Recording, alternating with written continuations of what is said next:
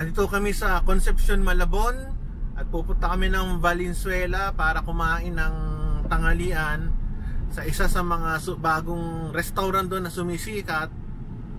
Napakita ko sa inyo later kung ano. Ito yung tourist spot ng Malabon, Concepcion. May palengke dito sa kaliwa at may malaking simbahan sa kanan. Nandito yung Tropicana na sikat na ano to, picture ng mga artista. Noong kami ay mga 4 months old, dito kami dinadala ng parents ko para magpa-picture. Kaya lahat kami magkakapatid, meron kaming picture ng 4. Lagpas na yung Tropicana. Ito papuntang ano to, Malabon pa rin at Valenzuela yan. Medyo masikip na rin itong Concepcion. Hello guys, nandito kami sa Tagalog Road sa Valenzuela at meron silang rito, malaking parking. At least maganda yung parking. Ito yun ang parking. At ang daddy ko ayun, saan ba daddy ko? Ayun ang daddy ko. Pupunta na kami doon sa sa Alvarez Cafe Restaurant. Puntahan natin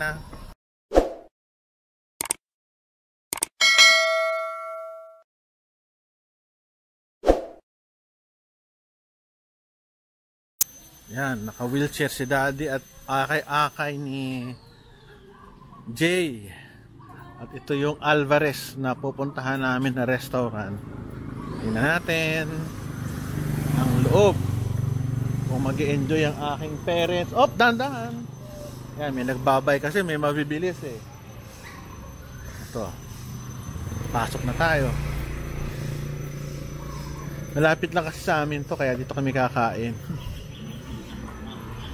Kaya pagpasok nyo, ito makikita nyo, mayroong fountain, may parking pala dito Ang layo ng parking namin. Ito yung restaurant. Diba? Maganda naman siya. At merong palaisdaan kasi alam niyo naman na Nabotas, Malabon, Valenzuela fishing area. Ayun, si mami ko, si Cholo naghanap na ng mga upuan. Hanap tayo. Dito po ako sa Fisherman's Point. At ito, madalas tong mailagay sa mga TVs, sa mga shows kasi maganda yung lugar. Meron silang doon, parang restaurant na floating. Kaya mag-enjoy yung mga tao dito. Dada-enjoy naman kayo? Mamaya dadaan namin kayo doon pagkakain. Jay? Anong sasabi mo sa lugar? Interview? Maganda. Diba? Ambiance. Parang mukhang critical ka na. Critic ng mga restaurant. Si Jay kasi nag-aalaga sa daddy ko. Pag kumakain kami sa labas, yan ang aming tagadala sa mga daddy ko sa wheelchair. Ayan, kita nyo naman kung gaano kaganda dito. Ako hangaho ako sa nag-isip ng lugar na ito. Napakaganda ng lugar. Ayan Sunod, meron pang bahay. Hindi ko alam kung kanila yan, kung kasama baka. Hindi natin alam. Ito yung kanilang restaurant.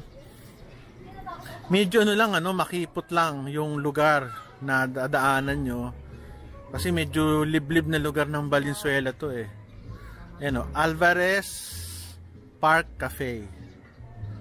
Ang ganda, lalo na daw paggabi. Mas maganda dito paggabi. Nandito ang aking mother na matutuwa na naman sa kainan. Hanggang bukas na tayo uwi.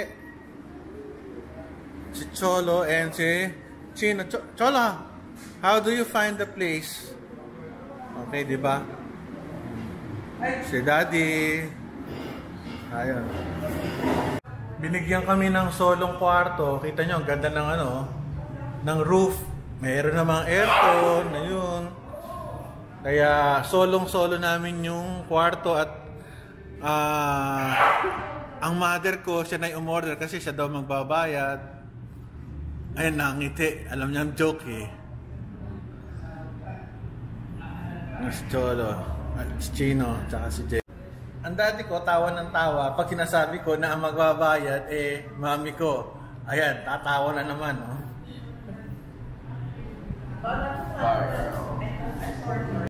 Papakita ko sa inyo yung menu para alam nyo kung more or less yung magkano.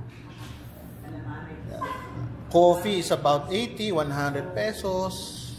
100. Mura lang. May yogurt. Gusto mo yogurt, Cholo? Mango? Punta tayo sa mga ano, no? Ayan. Yung meat nila, chicken, 250, 450. Yung medium. Beef broccoli, 320. Pag single yata. Ang mga soup, 380. Ang rice is 350. I'm sure malalaki yan. May mga seafood din.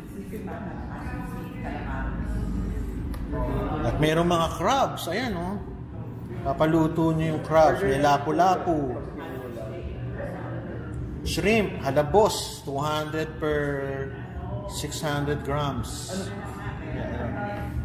Kaya ito yung ano, mayroong alimango ba to? So, yung alimango yan.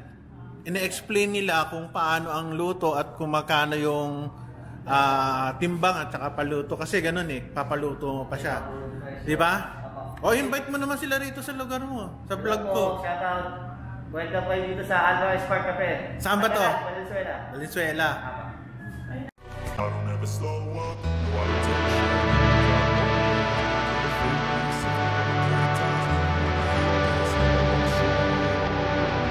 I don't ever slow up. No, I don't take shit. I got no love for the fakeness. If you wanna play tough and wanna hate this, I'll always show up and make a statement. I don't ever slow up. No, I don't take shit. I got no love for the fakeness. If you wanna play tough and wanna hate this, I'll always show up and make a statement. Everything I do, so instinctive, it's passionate. Every word I move, so restricted like an adjective. I got a vendetta against people who got it. Being negative, and you should be getting after it.